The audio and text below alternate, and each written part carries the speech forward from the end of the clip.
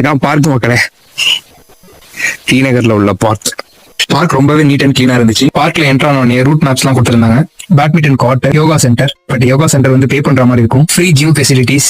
அது மட்டும் இல்ல, எக்கச்சக்கமான எக்யூப்மெண்ட் இருந்துச்சு பார்க்ல. எல்லாத்தையும் ஒர்க் அவுட் பண்ணி முடிச்சுட்டு விளாண்டு முடிச்சுட்டு எவ்வளவு குரங்கு செட்டப் பண்ணுமோ அவ்வளவு குரங்கு செட்டப் பண்ணிட்டு எக்ஸ்ட்ராடினரி டயர்ட் ஆயாச்சு. ஸோ காய்ஸ், இன்னைக்கு வந்து ஒரு நல்ல ஒரு மார்னிங்கா இருந்துச்சு. என்ன சொல்றது, சீக்கிரமா இருந்துச்சாச்சு. வாழ்க்கையிலேயே நடக்காத ஒண்ணு நடந்துருச்சு. சீக்கிரமா இருந்துச்சாச்சு.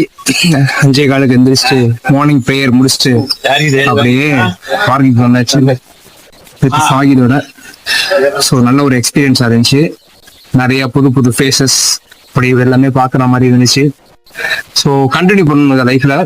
The next day.